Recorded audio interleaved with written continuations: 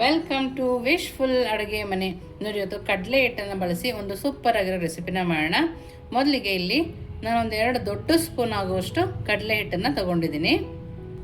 ನೋಡಿ, ಇದಕ್ಕೇ ಮೊಸರನ್ನ ಹಾಕ್ಕೊಳ್ತಾ ಇದ್ದೀನಿ. ಒಂದು 4 ಸ್ಪೂನ್ ಆಗುವಷ್ಟು ಇದಕ್ಕೆ ಮೊಸರನ್ನ ಹಾಕ್ಕೋಬೇಕು.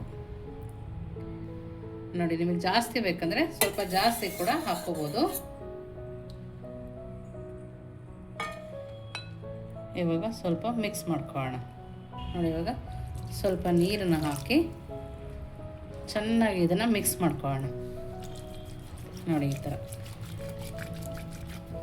ನಮಗಿದು ಸ್ವಲ್ಪ ತೆಳುನೇ ಬೇಕು. ನಾವು ಮಜ್ಜಿಗೆ ಎಲ್ಲ ಕಡಿತೀವಲ್ಲ ಆ ಥರ ಚೆನ್ನಾಗಿ ಕಡ್ಕೊಂಡು ಬರೋಣ. ನೋಡಿ, ಇವಾಗ ಇಷ್ಟು ಕಡಿದು ನಾನಿಲ್ಲಿ 1 ಗ್ಲಾಸ್ ಆಗೋಷ್ಟು ನೀರನ್ನು ಹಾಕ್ಕೊಳ್ತಾ ಇದ್ದೀನಿ. ನೋಡಿ, ಈ ಥರ ನೀರನ್ನು ಹಾಕಿ ಚೆನ್ನಾಗಿ ಕಡಿಬೇಕು. ನಾನು ಇದಕ್ಕೇ ಒಂದು ಅರ್ಧ ಸ್ಪೂನ್ ಆಗೋಷ್ಟು ಉಪ್ಪನ್ನು ಕೂಡ ಹಾಕ್ಕೊಳ್ತಾ ಇದ್ದೀನಿ.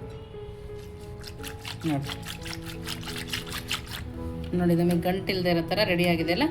ಇವಾಗ ಇದನ್ನು ಪಕ್ಕಕ್ಕೆ ತಿರ್ಕೊಳ್ಳೋಣ.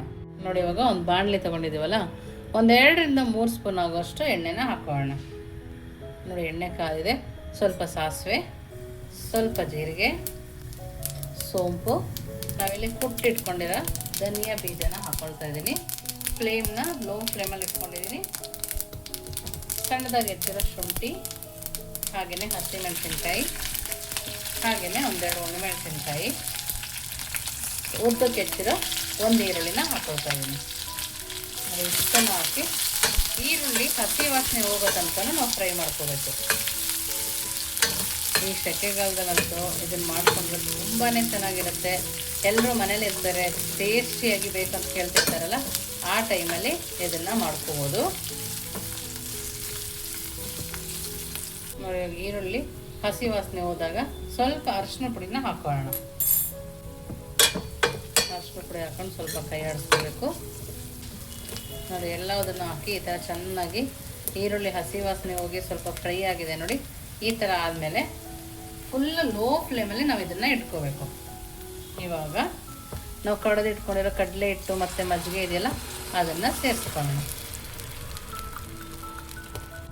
ನೋಡಿ, ಅದಕ್ಕೇ ಸ್ವಲ್ಪ ನೀರನ್ನು ಹಾಕ್ಕೊಳ್ತಾ ಇದ್ದೀನಿ. ನೋಡಿ, ಏನು ಸಕ್ಕತ್ತಾಗಿ ಕಾಣಿಸ್ತಿದೆ ಅಲ್ಲ.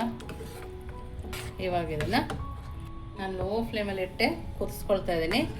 ಇದನ್ನು ಪಕ್ಕಕ್ಕೆ ಕುದಿಯೋಕೆ ಇಡೋಣ. ನೆಕ್ಸ್ಟ್ ಏನು ಮಾಡೋದು ನೋಡೋಣ ಬನ್ನಿ. ನೋಡಿ, ಇವಾಗ ಪಕ್ಕದಲ್ಲಿ ಒಂದು ಬೌಲ್ ತೊಗೊಂಡು ಈರುಳ್ಳಿನ ಉದ್ದಕ್ಕೆ ಕಟ್ ಮಾಡಿದ್ವಲ್ಲ ಅದನ್ನು ಹಾಕ್ಕೊಳ್ತಾ ಇದ್ದೀನಿ. ನೋಡಿ, ಈಗ ಈರುಳ್ಳಿ ಹಾಕಾದ್ಮೇಲೆ ಉದ್ದಕ್ಕೆ ಕಟ್ ಮಾಡಿರೋ ಆಲೂಗಡ್ಡೆ ಕೂಡ ಹಾಕೊಳ್ಳೋಣ. ಹಸಿ ಆಲೂಗಡ್ಡೆನೇ ಉದ್ದಕ್ಕೆ ಕಟ್ ಮಾಡಿ ಹಾಕ್ಕೊಳ್ತಾ ಇದ್ದೀನಿ. ಹಾಗೆಯೇ ಸ್ವಲ್ಪ ಕೊತ್ತಂಬರಿ ಸೊಪ್ಪು, ರುಚಿಗೆ ತಕ್ಕಷ್ಟು ಉಪ್ಪು, 1 ಸ್ಪೂನ್ ಆಗೋಷ್ಟು ಖಾರದ ಪುಡಿನ ಹಾಕ್ಕೊಳ್ತಾ ಇದ್ದೀನಿ. ನೋಡಿ, ಕುಟ್ಟಿ ಇಟ್ಕೊಂಡಿರೋ ಧನಿಯಾ ಬೀಜನ ಹಾಕ್ಕೊಳ್ತಾ ಇದ್ದೀನಿ. ಹಾಗೆಯೇ ಸ್ವಲ್ಪ ಜೀರಿಗೆ, ಸ್ವಲ್ಪ ಗರಂ ಮಸಾಲನ ಹಾಕ್ಕೊಳ್ತಾ ಇದ್ದೀನಿ. ಸ್ವಲ್ಪ ಓಂಕಾಳು ಕೂಡ ಹಾಕ್ಕೊಳ್ತಾ ಇದ್ದೀನಿ. ಕೈಯಲ್ಲಿ ಕ್ರಷ್ ಮಾಡಿ ಹಾಕ್ಕೋಬೇಕು. ನೋಡಿ, ಸ್ವಲ್ಪ ಅಕ್ಕಿ ಹಿಟ್ಟು, ಹಾಗೆಯೇ ಸ್ವಲ್ಪ ಕಡಲೆ ಹಿಟ್ಟು. ನಾನಿಲ್ಲಿ 3 ಸ್ಪೂನ್, ದೊಡ್ಡ ಸ್ಪೂನಲ್ಲಿ 3 ಸ್ಪೂನ್ ಆಗೋಷ್ಟು ಹಾಕ್ಕೊಂಡಿದ್ದೀನಿ. ಇಷ್ಟನ್ನು ಹಾಕಿ ನೀಟಾಗಿ ಕಲಿಸ್ಕೊಬೇಕು. ನೀವಿನ್ನೂ ನಮ್ಮ ವಾಟ್ಸಪ್ ಗ್ರೂಪಿಗೆ ಜಾಯಿನ್ ಆಗಿಲ್ಲ ಅಂದರೆ ವಿಶ್ಫುಲ್ ವಾಟ್ಸಪ್ ಗ್ರೂಪಿಗೆ ಜಾಯಿನ್ ಆಗೋದನ್ನು ಮರಿಬೇಡಿ. ನೋಡಿ, ಈ ಥರ ಕಲಿಸ್ಕೊಂಡ್ಮೇಲೆ ಸ್ವಲ್ಪ ಅರಿಶಿನ ಪುಡಿನ ಹಾಕ್ಕೊಳ್ಳಿ, ಆವಾಗಲೂ ಚೆನ್ನಾಗಿರುತ್ತೆ. ಸ್ವಲ್ಪನೇ ನೀರು ಹಾಕಿ ನಾವು ಇದನ್ನು ಬಜ್ಜಿ ಬೋಂಡ ಮಾಡ್ತೀವಲ್ಲ ಆ ಥರ ಅದಕ್ಕೆ ಕಲಿಸ್ಕೊಬೇಕು. ನಮಗೆ ಜಾಸ್ತಿ ಕಡಲೆ ಹಿಟ್ಟು ಹಾಕೊಳ್ಳೋದು ಬೇಕಾಗಲ್ಲ. ಸ್ವಲ್ಪ ಪಕೋಡ ಕಲಿಸ್ತೀವಲ್ಲ ಆ ಥರ ಕಲಿಸ್ಕೊಂಡ್ರೆ ಸಾಕಾಗುತ್ತೆ. ನೋಡಿ, ಅದಕ್ಕೆ ನಾವು ಇದನ್ನು ಕಲಿಸ್ಕೊಂಬರೋಣ.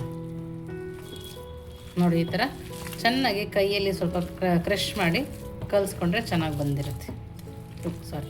ನೋಡಿ, ಈ ಥರ ಕೈಯಲ್ಲೇ ಸ್ಮ್ಯಾಶ್ ಮಾಡ್ತಾ ಕಲಿಸ್ಕೊಳ್ಳೋಣ. ನೋಡಿ, ಈ ಥರ ಈರುಳ್ಳಿಗೆಲ್ಲ ಸ್ವಲ್ಪ ಕಡಲೆ ಹಿಟ್ಟು ಅಂದ್ಕೊಂಡ್ರೆ ಸಾಕು.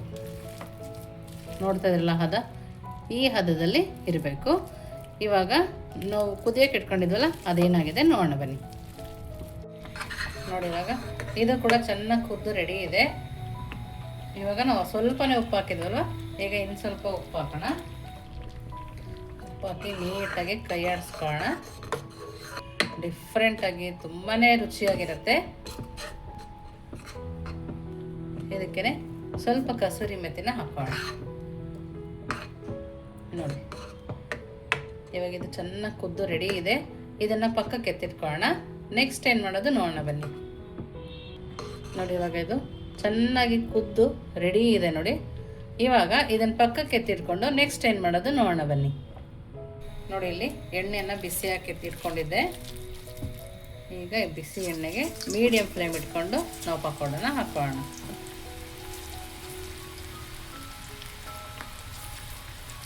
ತುಂಬ ಡಿಫ್ರೆಂಟ್ ಆಗಿರೋ ರೆಸಿಪಿ ಅಂತಲೇ ಹೇಳಬೇಕು. ನಾವು ಯಾವಾಗಲೂ ಒಂದೇ ಥರ ಪಕೋಡ ಮಾಡ್ಕೊಂಡು ತಿಂತಾ ಇರ್ತೀವಿ. ಈ ಥರ ಒಂದ್ಸರಿ ಡಿಫ್ರೆಂಟಾಗಿ ಮಾಡ್ಕೊಂಡು ತಿನ್ಬೋದು. ಇವಾಗ ಇದನ್ನು ಮೀಡಿಯಮ್ ಫ್ಲೇಮಲ್ಲಿ ಇಟ್ಕೊಂಡು ಬೇಯಿಸ್ಕೊಬೇಕು. ಹಾಕಿದ ತಕ್ಷಣವೇ ತಿರುಗಿಸ್ಕೊಬಾರ್ದು. ನೋಡಿ ಇವಾಗ ಎರಡೂ ಸೈಡು ನೀಟಾಗಿ ಇದನ್ನು ಬೇಯಿಸ್ಕೊಳ್ಳೋಣ. ಯಾವ ವೆದರಿಗೆ ಬೇಕಾದ್ರೂ ಸೂಟ್ ಆಗುತ್ತೆ. ಬೇಸಿಗೆಯಲ್ಲಾದರೂ ತಿನ್ಬೋದು, ಮಳೆ ಬರಬೇಕಾದ್ರೂ ತಿನ್ಬೋದು. ತುಂಬ ಅಂದರೆ ತುಂಬಾ ಚೆನ್ನಾಗಿರುತ್ತೆ. ನೋಡಿ ಇವಾಗ ರೆಡಿ ಇದೆ. ನೋಡಿ ಎಷ್ಟು ಕ್ರಿಸ್ಪಿಯಾಗಿದೆ ಅಂತ. ನಾವು ಅಕ್ಕಿ ಹಿಟ್ಟು ಹಾಕೋದ್ರಿಂದ ಕ್ರಿಸ್ಪಿಯಾಗಿ ಬರುತ್ತೆ.